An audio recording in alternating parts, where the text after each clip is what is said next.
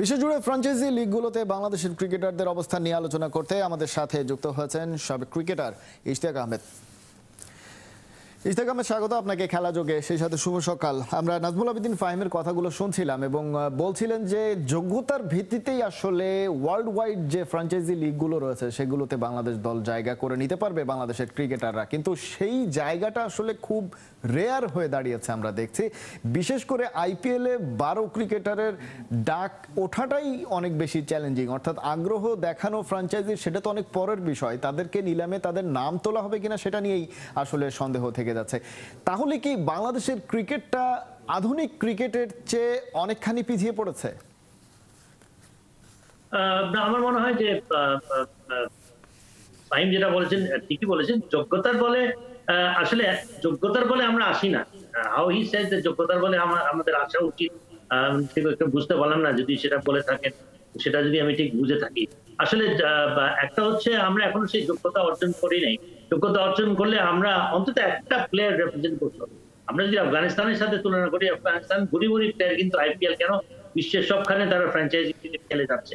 তাদের কোনো স্ট্রাকচার, আমাদের যেরকম একটা স্ট্রাকচার ক্রিকেট আছে তাদের সেটা নাই। তফাৎটাই হচ্ছে যে তাদের মধ্যে সেই ডিটারমিনেশন আছে, তাদের মধ্যে কমিটমেন্ট লেভেল অনেক অনেক অনেক অনেক বেশি, তাদের মধ্যে ফিজিক্যাল ফিটনেস, রোবাস্ট তাদের খেলার ধরন, অ্যাগ্রেসিভ তাদের খেলার ধরন, যেটা আমাদের না, আমাদের কোনোটাই না। তো যে কারণে আমরা পিছিয়ে আছি এবং পিছিয়ে থাকবো। আমরা যতদিন পর্যন্ত নিজেরা যদি মনে করে থাকি যে আমাদের যোগ্যতা আছে, আমরা এগোবো না। আমাদেরকে মানতেই হবে যে সে প্রথমত যোগ্যতা নাই, আর দ্বিতীয়ত হচ্ছে যে পার্টিকুলারলি আইপিএলে কয়েকটা কারণ আছে, শুধু যোগ্যতা নাই বললেই শুধু না। একটা হচ্ছে যে আমরা ফুল টাইম আমরা এনওসি পাই না, আমরা যখন তখন প্লেয়ারদেরকে ফেরত নিয়ে আসি খেলার মাঝখান থেকে, তো সেটা ফ্র্যাঞ্চাইজিদের জন্য কোনো কমফোর্টেবল সিচুয়েশন না। আর দ্বিতীয় হচ্ছে টিম কম্পোজিশন। আমাদের প্লেয়ারদেরকে আসলেই টিম কম্পোজিশনের কারণে তারা ফিট ইন করতে পারে না।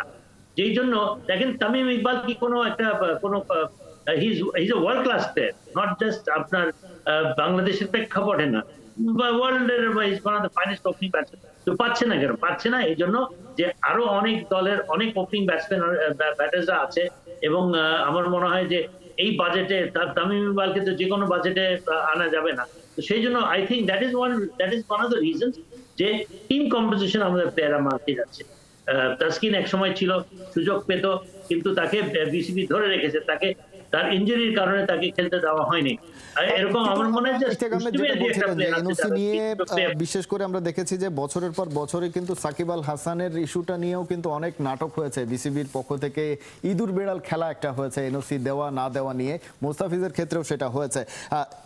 এখন যে ক্রিকেটের কালচারটা তৈরি হচ্ছে, আমরা দেখছি যে গ্লোবাল টি-20 লিগ অর্থাৎ ওয়ার্ল্ড ওয়াইড ফ্র্যাঞ্চাইজি লিগগুলোর চ্যাম্পিয়নরা একসাথে হয়ে লিগ খেলছে, সেই কালচারটা চলে আসছে আস্তে আস্তে।